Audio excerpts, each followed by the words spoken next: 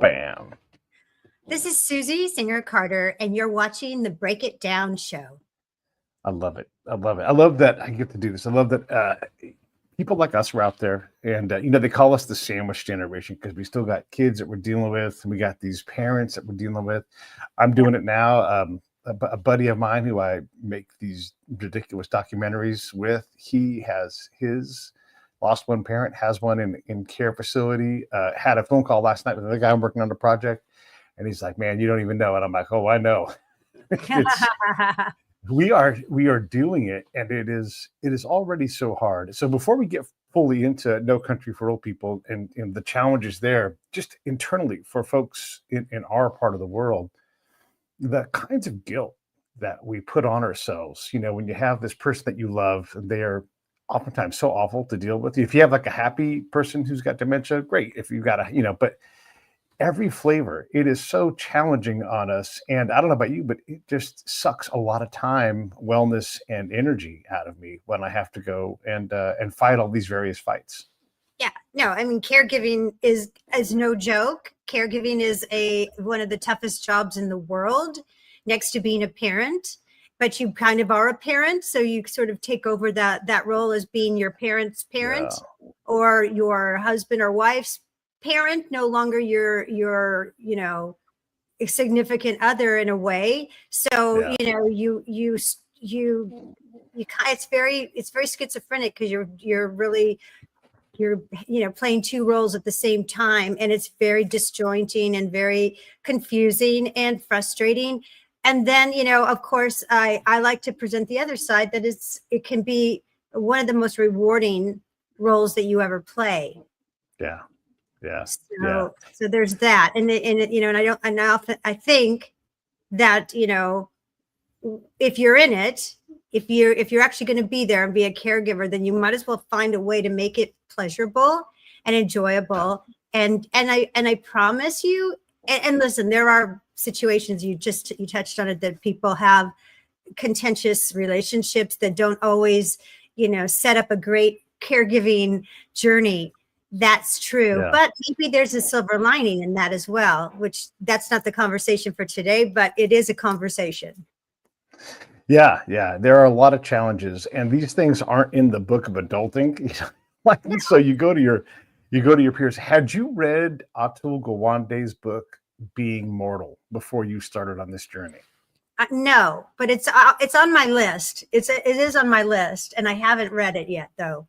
Oh my gosh, I know it's so supposed to be like transformative.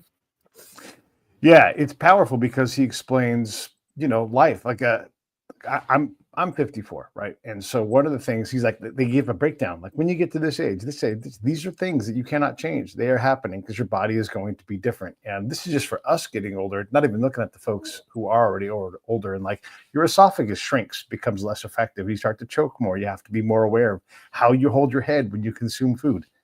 Crazy, right? Right. And the preparation, legal, like all the things that you have to do. When you walk into these things, you don't know. Like you and I right now can talk intelligently about skilled nursing, memory care versus assisted living versus all of these different pockets of places, then the state-run places and all these. I didn't know I was going to have to master an entire industry when we started on this journey on my end of the family of like, how do we take care of these folks? Right. No, I mean, I do keep referring back to being a parent, because we also aren't given, the handbook. We're given the handbook on things that aren't real, are just the skim the surface kind of things. And they're very, generic. They're one size fits all kind of information. And it's always by trial and error, that we learn. That's why our second child always benefits. No one's prepared to be a parent, and nobody is prepared to be a caregiver. There's just nobody, I'm going to quote Lisa Gibbons, who was on my podcast, Love Conquers Alls. And she said, no little girl wakes up, one day and goes, Mommy, I want to be a caregiver when I grow up. There's no caregiver Barbie, there just isn't. There should be. And I'm happy to design. but Yeah, but it's true, right? And then you have to be the better version of yourself because it's easy, especially if it's hard on the care side with the person that cared for you, and if they're incapable because the disease robs the best things from them. It is so hard to be patient, to be present. It's a challenge every time. And then also you feel bad. You're like, I don't want to go do this. I have other things I'd like to do. I'd like to live my own life. And now I right. have to walk out the door and do the hardest adult things, that I've ever had to do. You could talk about that, but I was going to transition this Yeah. into at some point in your journey, you're like, oh man, I'm a documentarian. Let me start documentarian things because this is not normal, right? And you're going through this process. When did you start capturing everything that you were experiencing? So that's an interesting thing. I'm not really a documentarian, I'm a filmmaker. And Fair. so I've Okay. done a couple, no, and there's a distinction because and it is interesting because I was started in children's programming, and did, Saturday morning series and Bratz the movie and then Soul Surfer and, like uplifting family kinds of things. And then also comedies like I Love Lucifer, horror comedies. But Yeah. I also did a short film in 2018 called My Mom and the Girl with Valerie Harper. And that was based on my caregiving journey with my mom. And it was a day in the life. It was a short film. And it was what I was kind of alluding to when we first were talking about finding the joy. And so I realized I had a lot of stigma and misunderstanding about Alzheimer's and dementia. And as did almost everybody that I talked to, except for Oh my gosh. professionals. Right. Yeah. And so I thought maybe my mom is such a force and such a, incredible human being, that and funny and talented and everything. And I thought, she might be a good subject in the couple stories that have happened with her caregiver telling me, regaling me. And I said, I'm going to do this movie. Okay. Just what somebody needs is another Alzheimer's film. Right. Yeah. But I thought, let's just try it. So got Valerie Harper. She fell in love with the script, fell in love with my mom, and we're off to the races. And lo and behold, it's resonating with people.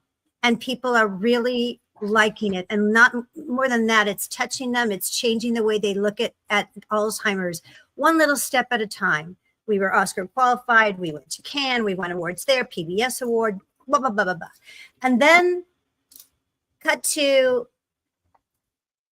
2 years ago. Now my mom had Alzheimer's for 16 years. Now her Alzheimer's has progressed. She's in a nursing home. She's now spent out all of her savings, which was quite a bit, right? But when you have a long progressive disease, slow progressing disease, like it can be, you will deplete your funds. You will. There's just no doubt because our healthcare system is so expensive. And so indeed she did. And I felt very joyful about the fact that I got her into this 5-star facility here in Los Angeles that was, by all, everybody's reputation, had the reputation of being the best place. And they took Medicaid for some beds. And I was like, I can sleep at night. I'm so happy. This was like winning an Academy Award. I was so happy. And, then COVID struck. And then COVID, I'm Pollyanna. Let's just put that out there right now. Like, I think, I'm like, okay, we're gonna make the best of it. And this place, everything's good and until COVID happened. And I'm also not stupid. And so as I started, as our loved ones were being isolated for over a year, and I started seeing finally they finally got their act together and got us to see our loved ones on a Zoom call once a week. And I started seeing my mom was still in bed at 3 p.m. every week. And I kept asking, what's going on? Why is my mom in bed? Why is my mom in bed? And they don't know. Nobody knows. But the CNA is kind of whispering like, it's crazy here, Susie. I don't know, but it's just crazy. And so, and I'm panicking because they won't even let us do a window visit, right? And so I started panicking. And then, my mom cut to 2022 we're not out of COVID yet. We're in that other strain. And she gets taken to the hospital with the stage 4 bed sore. Mhm. And that is, now I know that is the hallmark of neglect. Now I know that that's what's called a never event by CMS, our Centers for Medicare, Medicaid. It's called a never event because it should never happen. And they will get dinged for that, and they can be shut down if they get too many of those.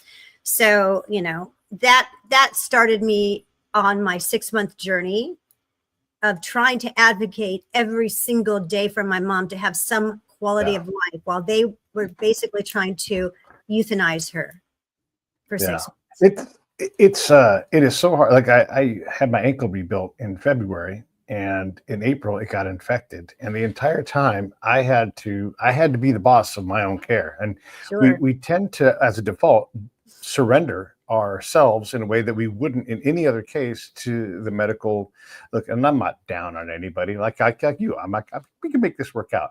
But I've learned that, like, hey, what are you putting in me? What is it going to do? What are the side effects? I don't care if it's a thing I took 12 hours ago. Same questions apply. You guys have checks in your end. I am the only check, and I own all of the outcomes. And now I have to do it for my parent. And that's why the Gawande book is so great, because you learn about a lot of this stuff and understanding what your loved one wants out of end of life things, how they want to live, what's important to them. I know for me, I want the early out. I don't want to be around. I've been to enough of these homes. I don't want to live like that. And anybody who lives in these places, you don't get to eat what you want. You don't get to eat when you want. You don't get to go where you want to go. And it's just, your life becomes the restroom when you want to. You don't get the dignity of that.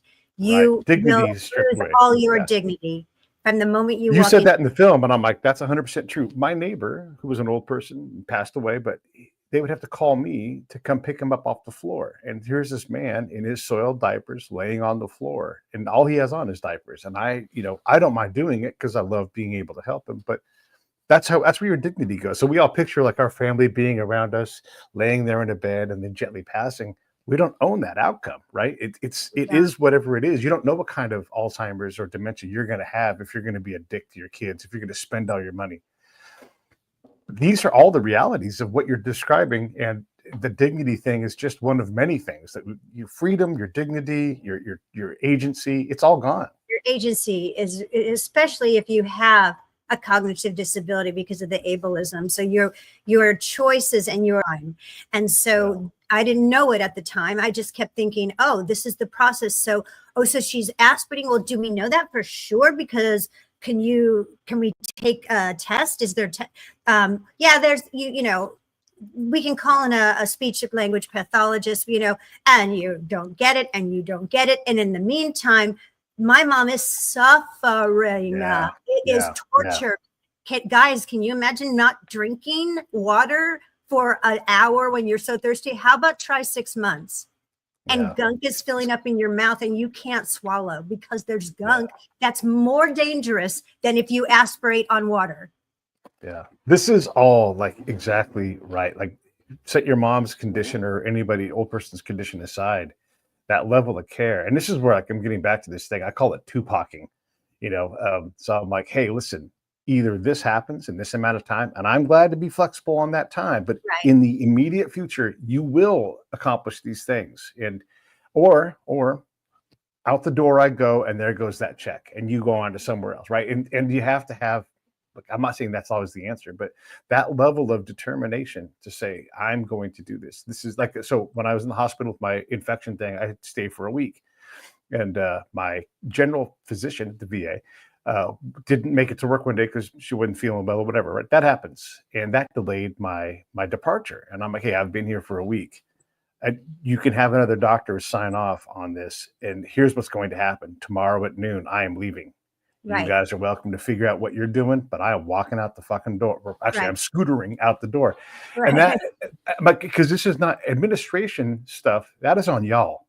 Here, I am the person who's been here for a week. I don't want to be here anymore. Right. So and it's hard. It's hard to know to do that. And I'm going to let you talk in a second here. No, it's fine. I'm taking it all in. When you have a pulsed, or because people think like DNR and that's where it stops. Like, no, there's specific instructions on what you want to do and how it's interpreted, and you're the advocate for your parent. And so when they say this is exactly an example. The other day, a parent in my friend group had to go into the hospital because they had to give her higher level of care, and she's on a very severe pulse where she doesn't want much extra stuff. And they're like, hey, we're going to do a blood draw. Nope. No, you're not. That's not part of what she's going to have happen to her. And they're like, no, we're not going to do it. No, nothing else. And next thing you know, she's got an IV in her arm. Yep. And it's like, see, you cannot. And so if you don't fight like a demon, they will do everything they're supposed to do on their end. And look, they're trying to accomplish something good. Or not supposed to do. Right. Okay. So yeah, and to include violating the pulse, you're not supposed to do that, right? So exactly. I'll let you go now. No, you're spot on. You get it. I mean, it's like, if someone doesn't have a voice, like you have a voice, right? So but when you have someone that doesn't have, your traditional voice, they have a voice. People just don't know how to communicate it, don't have the time, haven't been educated, don't understand it, don't want to understand it. So unless I'm, a advocate is there to be the voice, and even then, what will happen is they have the power, especially if you're on Medicare and Medicaid, to say it's our way or the highway. You have nowhere else to go. No one else is going to take somebody with high acuity when you're already there. They've got you to this high acuity state, these comorbidic state, and now they're saying, we don't want to take out this feeding tube. She needs a feeding tube. No, she doesn't need a feeding tube. No one asked me if she could have a feeding tube. Right. My mom lives to eat. Who doesn't live to eat? And, well, this is the process of dying. Yeah, this is the process of dying when someone's dying. Yeah. I'm not in denial, but my mom wasn't ready to die yet, but she was too labor intensive. And that's all people who begin to, become more disabled from a disease. That doesn't mean they're ready to die. That means they just have another disability, because that's what the disease does. But they're still there. They're still enjoying their life. Most people are going to check out when they're ready to check out, and they will. And your body shuts down on its own. You don't need anybody else to exasperate it. So this is what happens, but it's all based on money. It's all based on profit. Yeah. I want to go back in time because I don't think people know this, and I want to really take a chance to say, hey, these are things you don't realize. You said it earlier, and I love that you had them in your documentary, but speech pathologists can be the person that says, that's it, I'm calling it. That's right. No longer, and depending on the family's agreement on how they want to treat things, a speech pathologist is the person most qualified to say, this person can no longer live according to how you want to proceed. And if that's like only food by mouth, like your mom was forced into a feeding tube.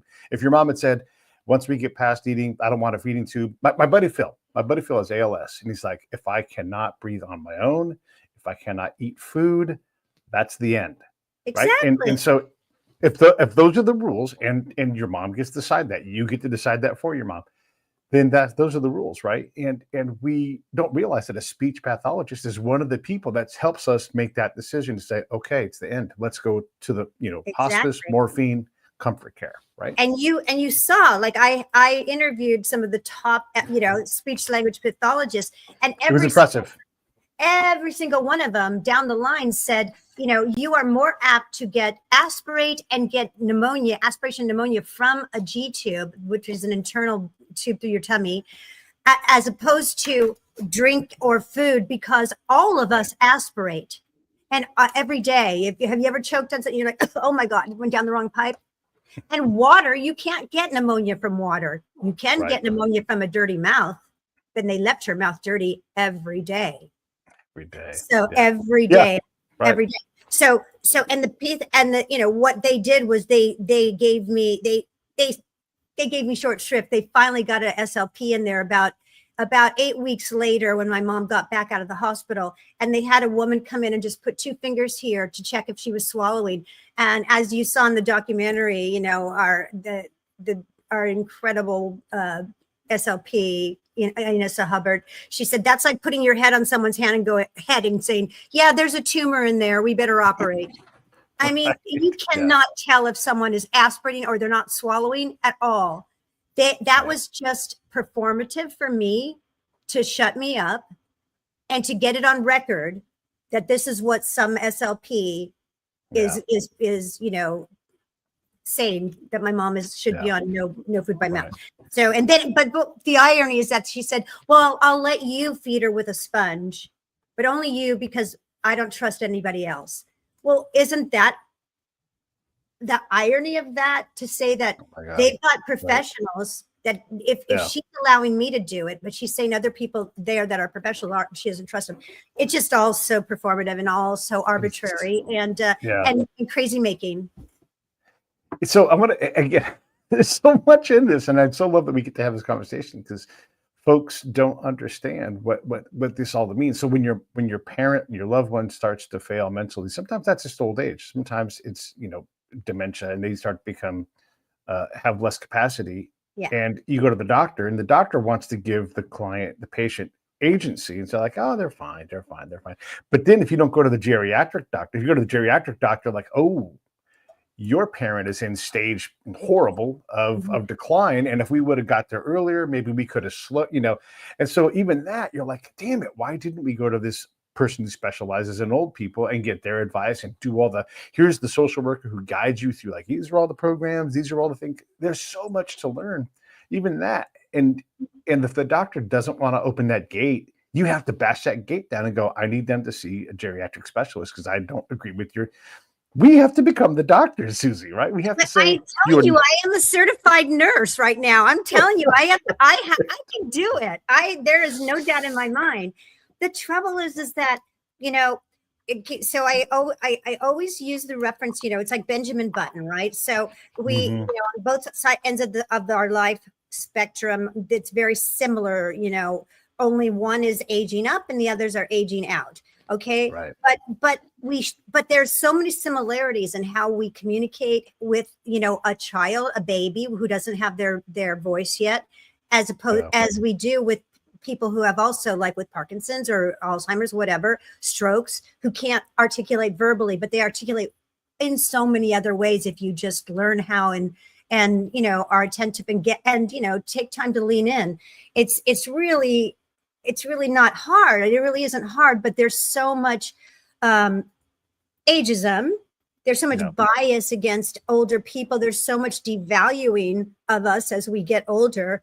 And we fight that. So it's like, well, and I hear it. Well, you're not young anymore. No, you're not young anymore. It's like, I'm not old either. But anyways, don't tell me that, because I know how old I am. That's just an excuse to say, well, let's not deal with that. That's just going to happen. No, that's not correct. There are things that happen, but you can make your life quality and deal with those situations. But there, you're over 75 or you're over 65, but if you're over 75, forget it. Your life is not valued by our culture.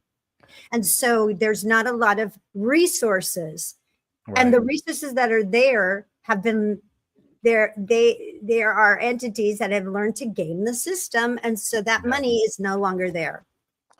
There's also all of the corporate risk that they take on, and I'm going to be on their side here for a second. But when your parent comes down with an official dementia diagnosis, there's no more assisted living. Even if they're high functioning, they've got to go into it's not locked, the locked facility, so they can protect them. And a lot of different measures of control are put in, and more loss of agency, more loss of freedom, more loss of dignity. All that stuff comes with that. And all you did was find out what's wrong with your loved one.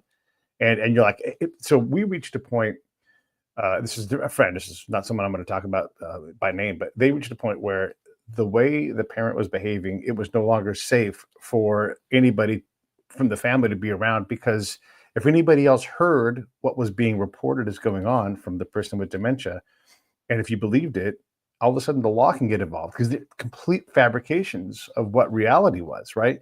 And so you realize, oh my gosh, I am now legally in peril because this person I love, who would never want to harm me, isn't capable of understanding what the truth is. And people don't understand, like, sometimes dementia is just, you live in a fantasy world at times, and you can't discern between the helicopters that are not coming in, the people that are not robbing you, and actually the people who are robbing you. Yes, yes. It happens with Parkinson's. It happens with a lot of diseases. It happens with, my producing partner's mom is of an age, and she just is in rehab right now. And she has Parkinson's, a very, like age-related Parkinson's, really.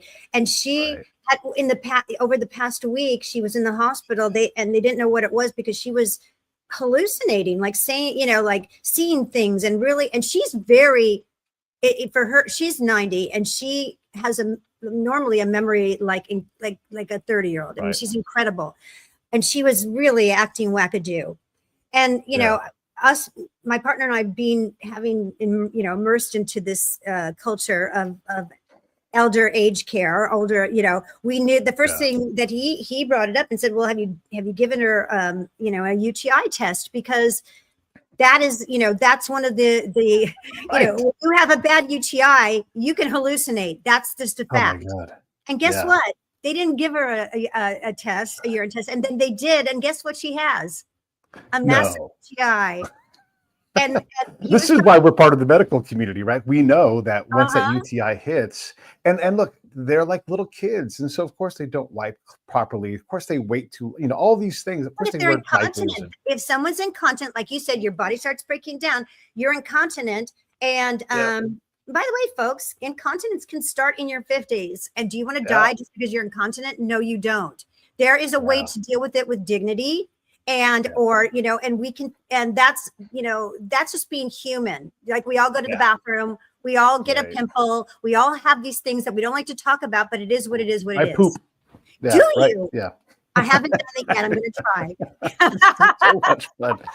But so that's the thing, and the advice I give my friends are like, "Oh man, I've got my mom," and I'm like, "Listen, when it gets crazy, you look for a UTI. Like, that's just a baseline, and just say, I need you to give her a UTI, because they're going to give tests that they want to give, and you're like, well, let's just start with this UTI test. And see you know why? Why do they do that? You know why? Right. Because they make more money after that. And can I just I like to have a good debate with you, and and your shit, so that's really good, and I love that. But Pete, I'm going to push back on the corporate responsibility, because the way this, let me just tell you the corporate structure as it stands, and it has stood this way for 50 years, is that because Medicare and Medicaid's CMS doesn't really have a very powerful oversight, organization that can do a lot of very, true oversight, true enforcement of their regulations, and really penalties that would stop the kind of corruption that's going on. There's just too much corruption and not enough oversight, and people are looking away. And there is a hugely strong lobby, a nursing home lobby that has works very hard to keep everything status quo, because there are billions and billions and billions of dollars at stake. And there are corporate entities that are shielded by the corporate structure, and they don't have culpability to the facilities, and the facilities are emboldened by these corporations that are paying them, and they have related parties that separate them from the actual facilities. So the facilities, in fact, are at the mercy of these corporate entities that are shielded by their corporate structure. And so even if there is a lawsuit, they're not going to get sued. The facility gets sued. So but they lay down the law. So the corporate, so everyone is under their rule. And the truth is that there's massive, understaffing. That's the cause of and the root of all evil, as you know. And that's because that's the biggest cost of any corporation or any company. So they understaff, they chronically understaff, they chronically undertrain, and they are able to extract a lot of the profit, too much profit. People should make money. Listen, this is a capitalistic country. Everyone has a right to make money, but it shouldn't be greedy. It should be fair. And this is our tax money, and our tax money is paying for these places to do the job that they advertise that they're going to do. So when they don't do it, and when we have no recourse but to either be retaliated upon, which happens chronically, because the frontline providers, they're under so much stress because they are understaffed and they can't keep up with the job. Then they retaliate themselves because they're pissed off, and we get it. I felt bad. I knew they were understaffed, and I was like, I know you're understaffed. Can I help you? They didn't want me to help them because it looks bad. Yeah. Oh my gosh. And when I was talking about, like, there are things that we have to understand about how these things run. Like, you don't get to eat the breakfast you've ate for your entire life at your favorite, because we have to make food for 85 people, and it just doesn't scale well. Right? There's all these things that create challenges that are reasonable, that we have to understand that these things happen. But you are so right. In your documentary, when you guys switched gears, you started talking about how they structure the companies to make the facility look like it's broke to get more money. Man, we all have problems with that. And by the way, these families are giving away all of their assets to care for this person. It is hard. It is expensive to care for someone. And then you go talk to the day-to-day, the people who put their feet on the ground and care for, wipe butts, they do showers, they do all of these things. And you're like, do you mind me asking? Because I know you did this. What do you make an hour? This is an incredibly tough job, and you guys have to be, on it. And gosh, when there's like a big breakout of some kind of food virus, or everybody gets the flu, I mean, it is insane. It's the hardest job. It's the hardest job. Yeah. $18 an hour. This is in California. $18 an hour. Yeah. And I'm like, what? You can go to McDonald's and go make 20. Why are you here? Job, right? You could be a dishwasher and make $21, $22 an hour.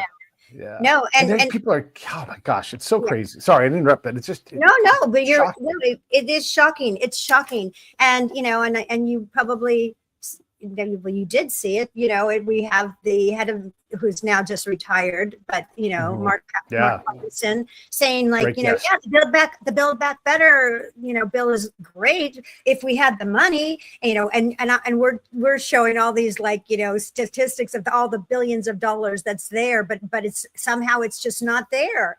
It's just not there. And so we'd like to build, we'd like to have more staff and pay them better, but we just can't. There's just no money. Well, there's plenty of money.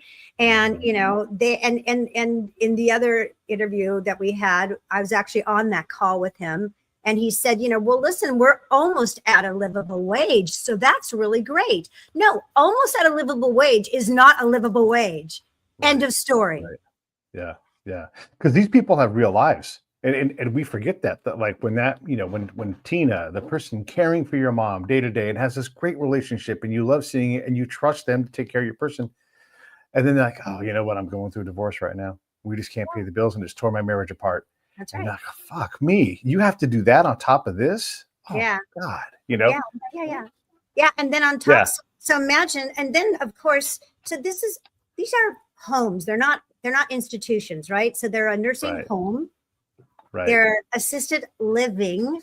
These are not institutions where we lock up people because they're bad people, and putting them in solitary confinement. This is a place where these are still human beings that have had a life, that deserve respect and dignity and need socialization. When you have a revolving door of staff who don't know your loved one, like people can't, like Tina can't stay because she's going through a divorce and she's not getting paid enough, and they don't give her any benefits. And now Tina, who knows your mom, doesn't like cilantro, and that makes her sick.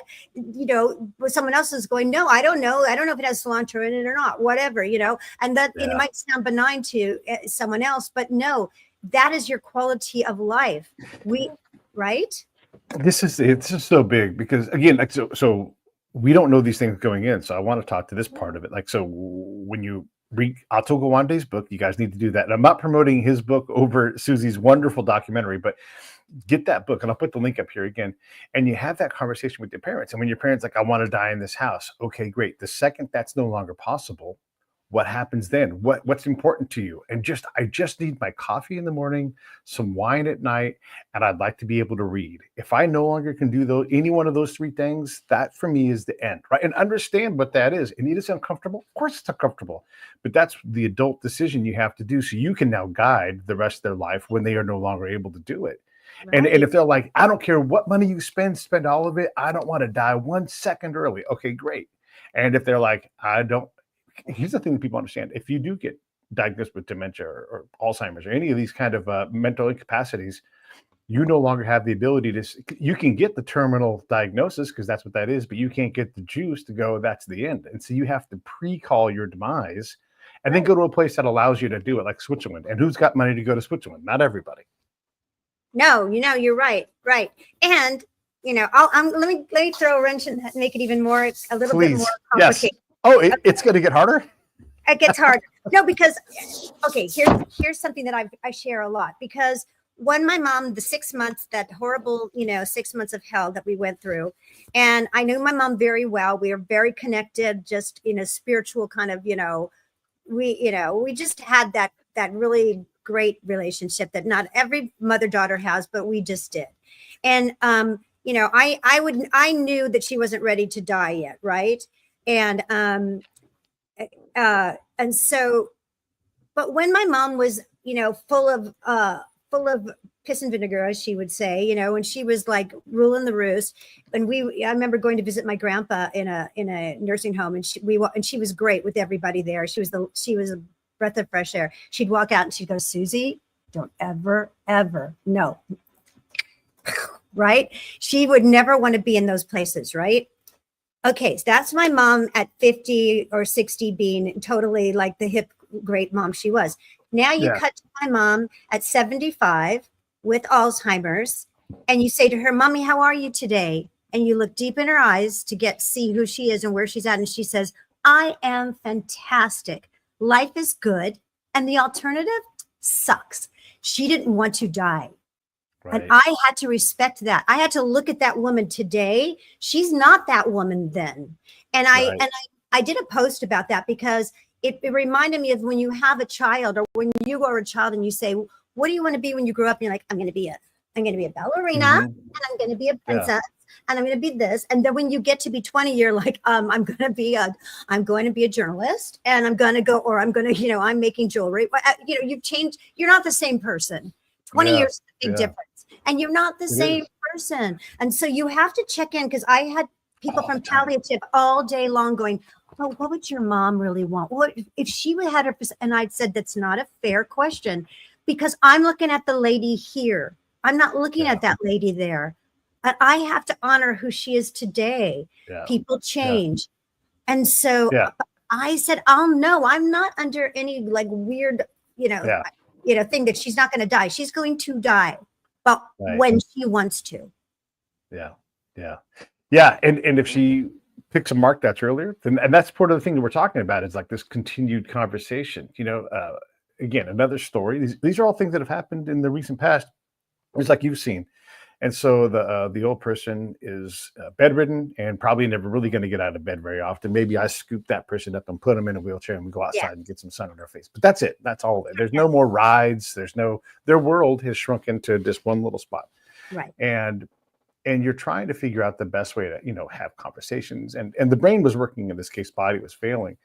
But and by the way, bed sores are hard to deal with, and maybe the zero standard is there, but they are hard. But that whole conversation of what is a quality of life, and having it continuously, so that you understand, because you can change your mind. And so this person every now and then would say, you know what, I'm gonna make a comeback.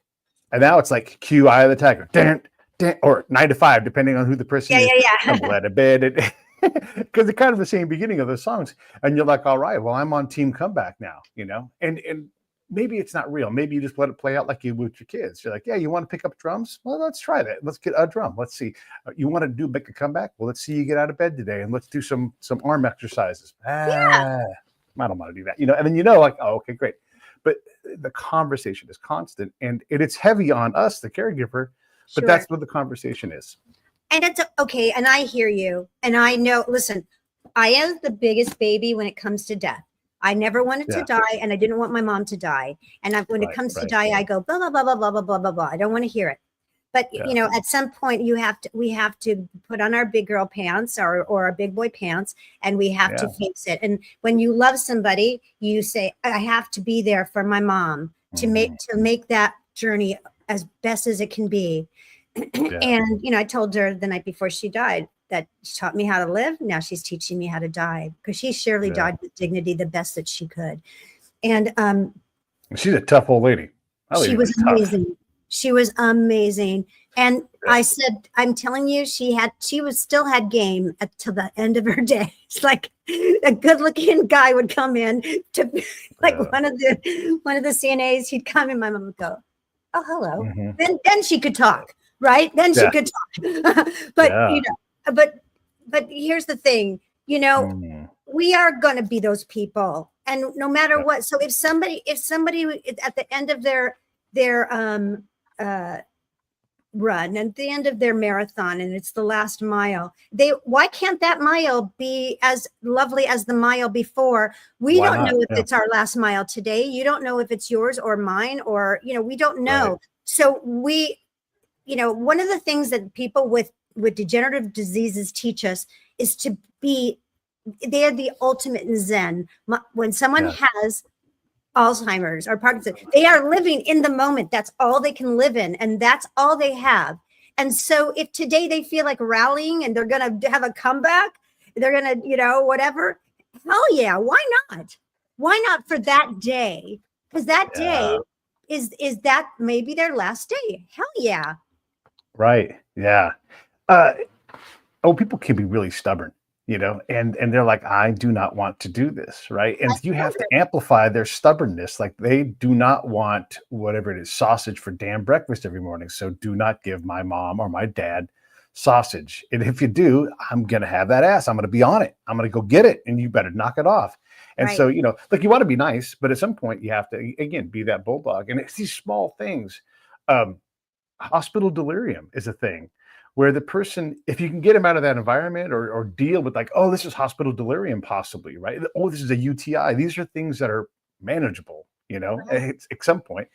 And for whatever reason, it's hard to get people to understand that. And look, I didn't know about hospital delirium, and I started to feel like a bit of it when I was in the hospital for a week. The walls started to move in and out on me, and I'm like, whoa, what is going on? Because I know I have enough brain power that I know that that's not really happening. But I always think about, and the people around me, we talk about this, like, if my brain function turned down by 5% or 10%, maybe I would see the helicopters that they see all of a sudden. Maybe I'd be in this simulated world that I'm like, wait, that didn't happen? I mean, even now, if I have a dream or if I'm talking to my loved one, and I say, did I tell you this earlier? Because in my head, maybe I did. And I can't even remember it. I'm not demented, but here is the situation. That's right. We all experience it at some time. We all walk into a room and go, wait, what was I here for? And panic because you're like, wait, what was I here for? Right? Or what's that word I'm trying to think of? Oh my God, right? Oh my God. Yeah, right. Time. Yeah. But no, but listen, I had a laminectomy, which is like I had a ruptured disc in my back when I was in my 20s. And I was, you know, I was so depressed because here I am, like this active, like wild child with a new baby, by the way, because I had babies, and I was like, oh my God, I need to get off this floor and out of this bed, and I couldn't yet. It's so depressing. So can you imagine what it's like to live day in and day out in a bed every day? I wanted to die. Like, I was like, either get me better or I don't want to live. And I just told you how afraid I am of dying. So I was depressed. And by the way, your past, I looked at you up a little bit, and wow, you're like a movie. You need to do a movie. But that's a whole other story. We're going to talk about that. Nurse, because it's so fun to talk about. Yeah. Can I jump in on what you're talking about though? Because the you know, like, you get so wrapped up that you forget like the most obvious thing, like, oh my gosh, this person's probably depressed. And the answer is like, you know, maybe a pill, maybe some therapy. How about some singing? How about some singing a song? How about coming in and going, hello, I'm here, da da da da da da da da. I used to do that with my mom all day long. Yeah. I'd put on some Neil Diamond. I'd put on her, Andrea Bocelli, whatever. We'd go to town. I'd do a full concert. And mom was like, already at that point, I have a big smile, as you saw. You could see her smiling. You could see her kissing at me like that because she's loving on me and she's happy. And and you see the difference. And that's all. That's what we should do. That's what it is, And by the way, I'm telling you, I know that feeling of going, I have things to do. I have a life. I have this and that. But when there is nothing, and I mean this, there is nothing more rewarding than being a caregiver. And I'm a Hollywood girl. I'm born in LA. I love to make movies and I love to go shop and be with my friends and have parties and all those kinds of things that we all want to do. And I love to be creative and work on my projects. But I learned so much. I'm such a better person for being a caregiver. I'm a much better person.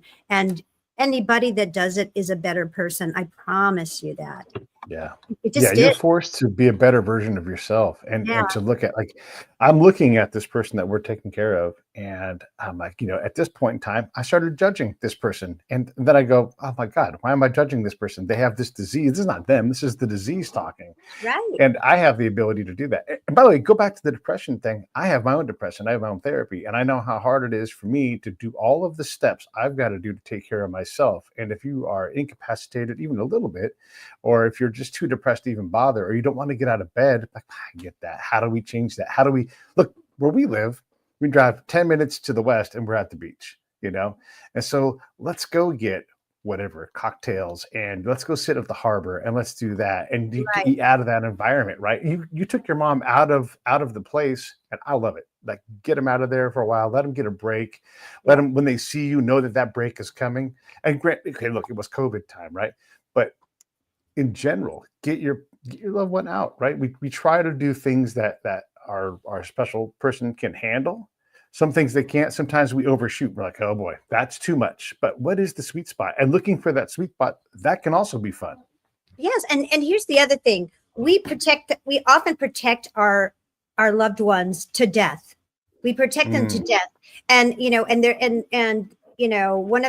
one of my mentors, colleagues, who's in the documentary, Dr. Power, who is a geriatrician, and also an amazing keynote speaker all over the world about dementia and person-centered facilities, because we do lock doors. Well, by the way, the fact of the matter is that people with Alzheimer's and dementia often want to escape because the door is locked.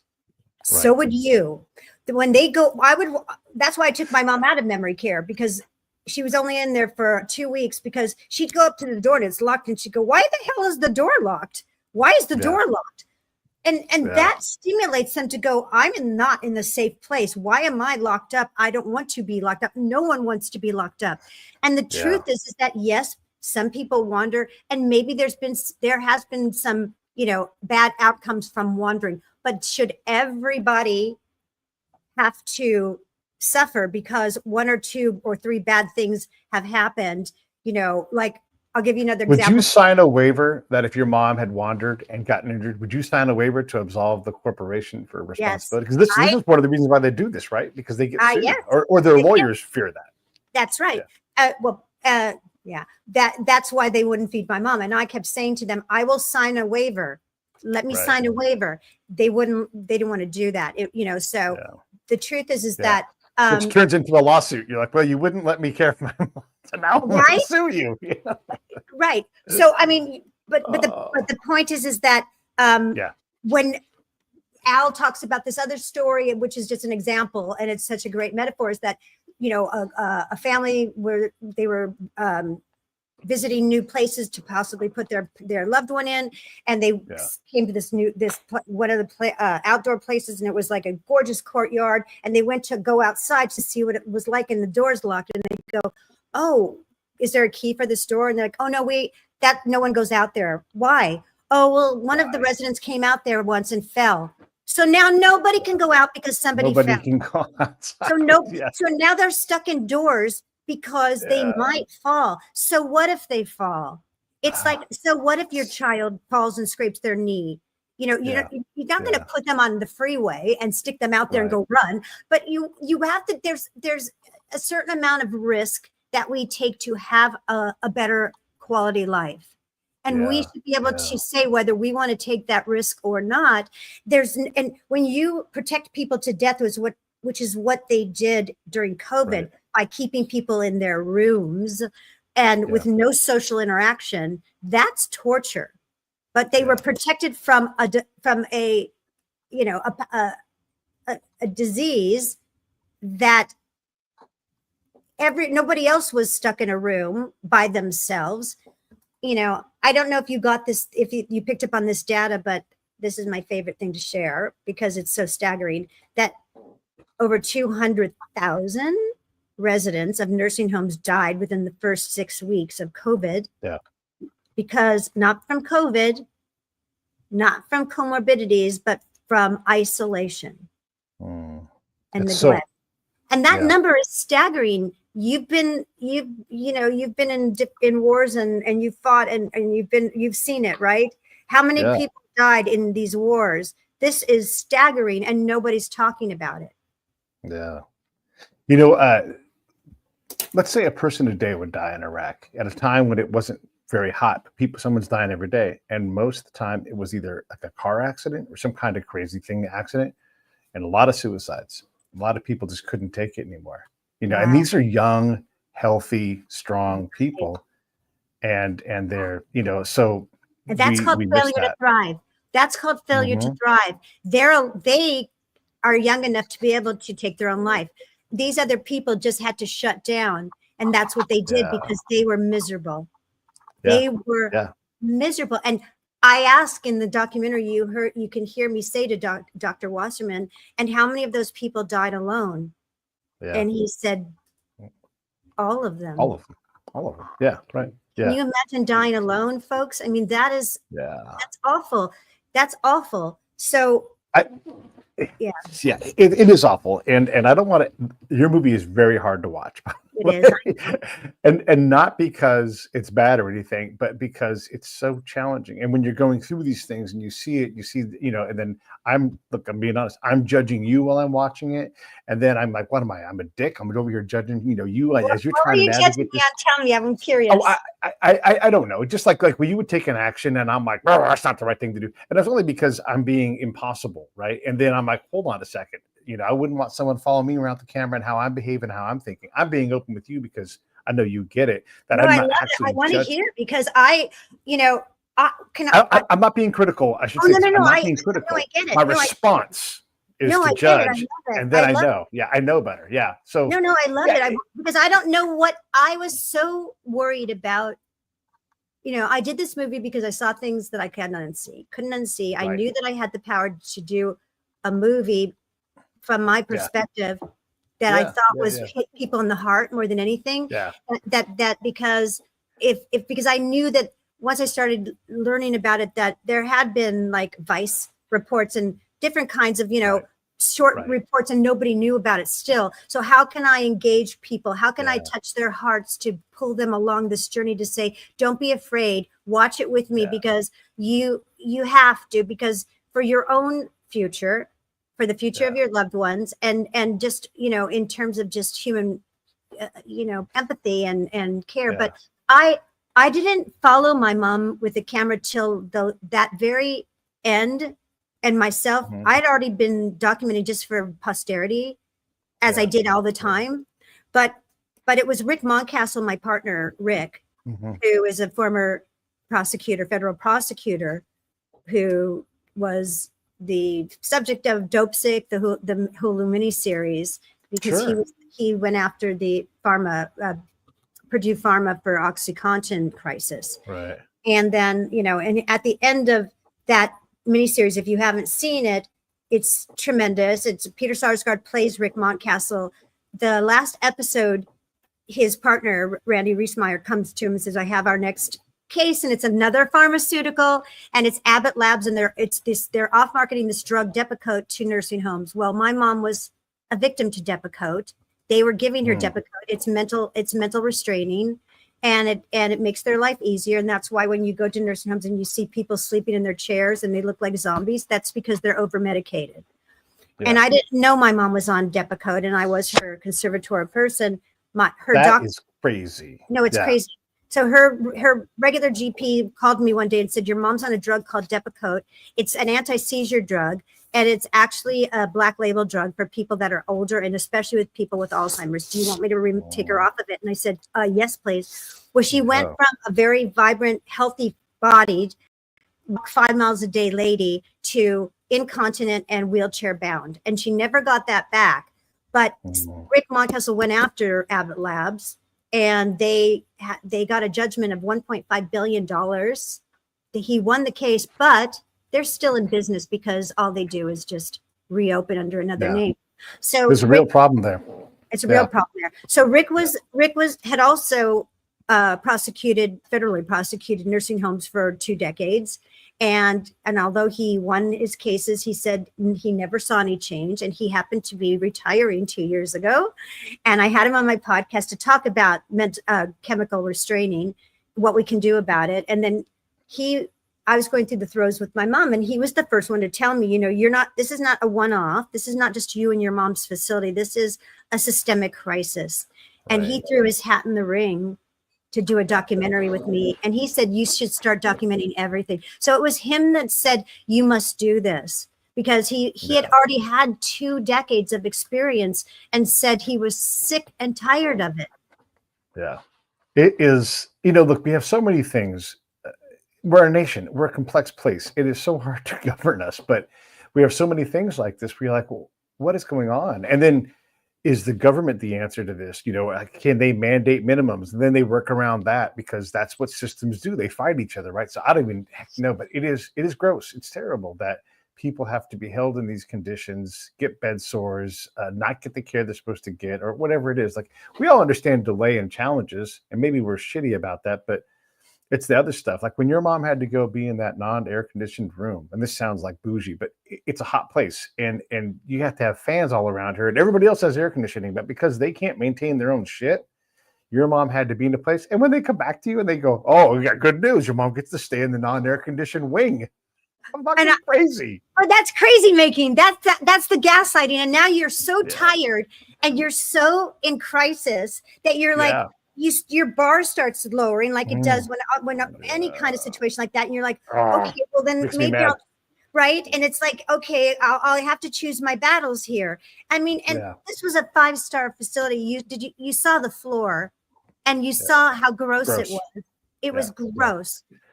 These places are hard to keep clean. People got to understand this. They're hard to keep clean. So any amount of not keeping it clean is going to get nasty and dangerous fast. Dangerous. Right? And I know there's challenges, but guess what? There's challenges in pharmaceutical companies, and there's challenges in hospitals.